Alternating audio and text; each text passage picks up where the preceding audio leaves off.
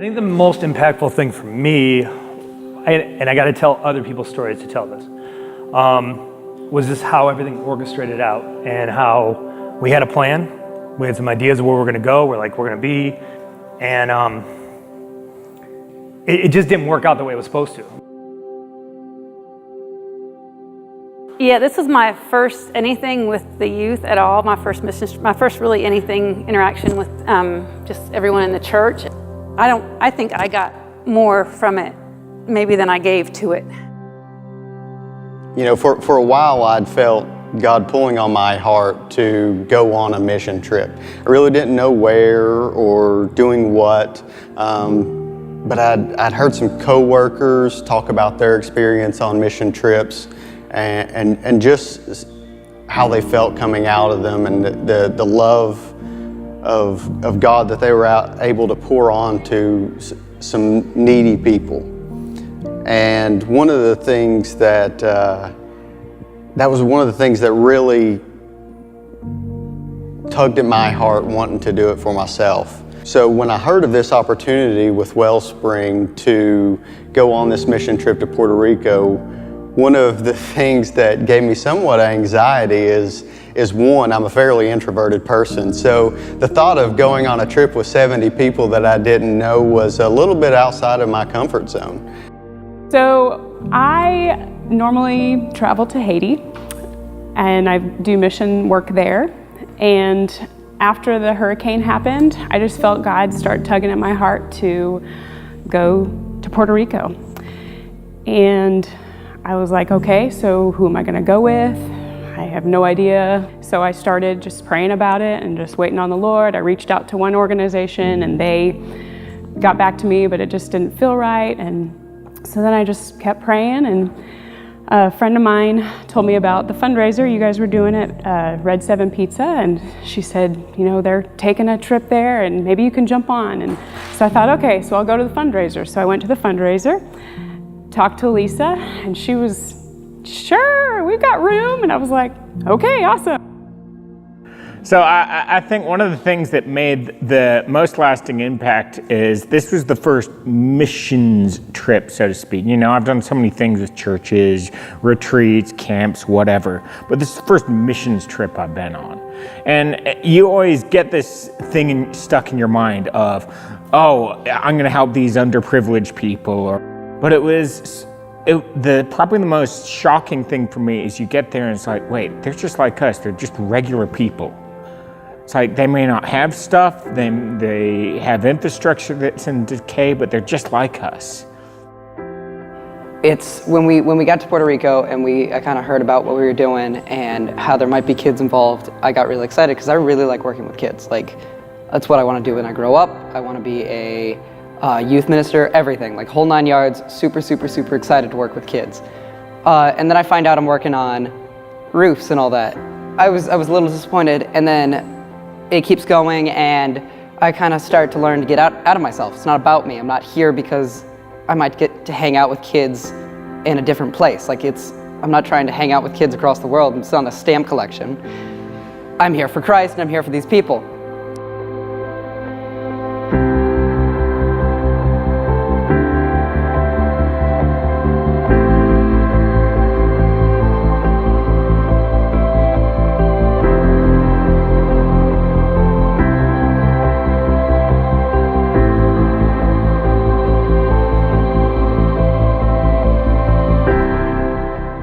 I started thinking about when Jesus sent out the 72. And when he sent out the 72, he told them to go to one home. And wherever you went, when you went into a town, you went to one home, and you didn't move from house to house. You went to one home and you blessed that home and you put your peace on it.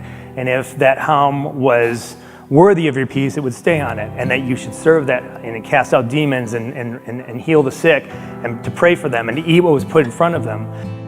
I was on the team that worked at David and Teresa's house most of the week. But I didn't know the story. I didn't know that she had been diagnosed. I didn't know that we were only supposed to be there one day. It was like the third day now, and somebody told me we were only supposed to be there one day. And I was surprised. I was like, whoa. It was already an aggressive schedule as it was. We're gonna pressure wash a whole roof, two teams. We're gonna pressure wash a couple roofs, then we're gonna pressure wash the house, we're gonna paint the roofs, and we're gonna paint the house all in one day.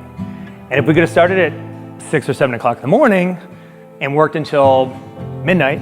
Maybe we could have done half of that. And it just didn't work that way. We didn't really get started until about 10 o'clock. We had to be done by 3 o'clock. We didn't feel good about it. Neither one of our teams felt like we could just leave the situation the way that it was. And we were on the roof. We were painting a roof, so I was just pouring paint for Cole and some of the other guys to roll on. And so I started getting a headache, and so I hung up there as long as I could, and I started feeling a little dizzy. So anyways, I decided to get off the roof for just a bit. And so I went down and I needed to go to the restroom.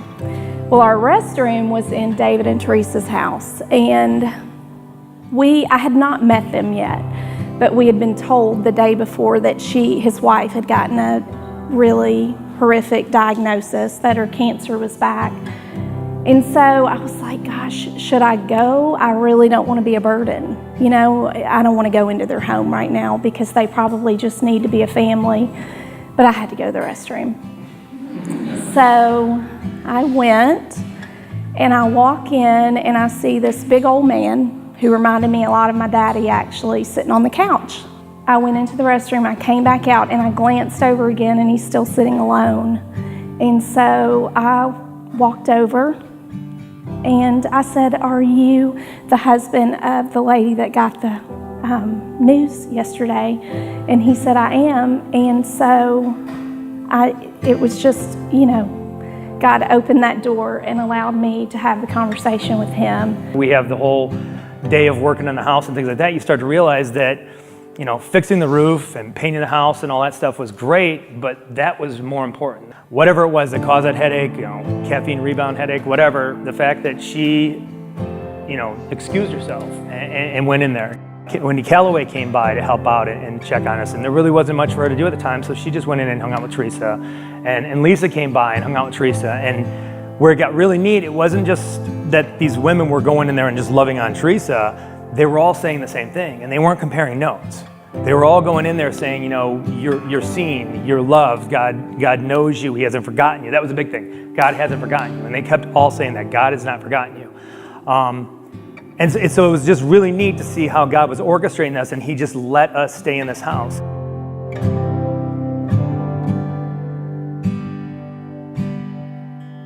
Going to Miss Joyce's house about halfway through the week, we did that, and it was a big group of us, like 7 or 8, and we did everything real fast. Like 11 o'clock, we were done with everything she had on her list, and she came out and said, "Hey, can you paint the whole house?" And we said, "Sure."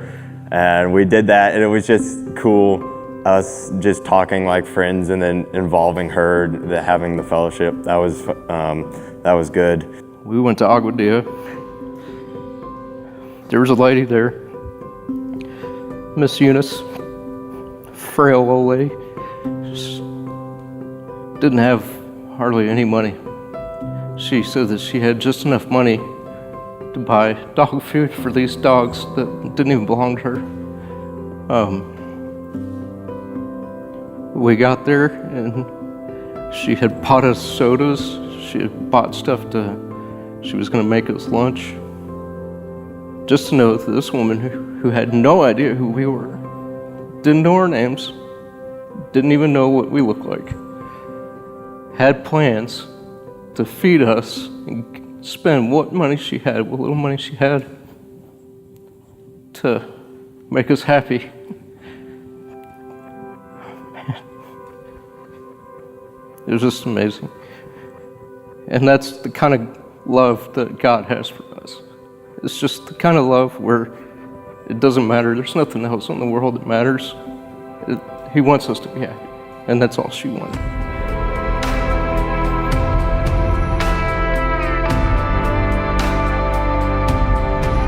When I tell the story, it kind of gets a little convoluted and all that, but when you start piecing it all together, that we did do that. We went to one home, and for some reason, we couldn't leave that house. We just felt like we couldn't leave this house, and it was just really neat to see how God orchestrated it. Again, we didn't go down there with the agenda of going, hey, we're going to live out Matthew 17 or whatever. We're going to go and do this, and God orchestrated it out. And everything just fell into place bit by bit. On the way back from Aguadilla, back to Baja. We were driving down the road, and Josh was driving. I look out the window, and there's a sign in Spanish.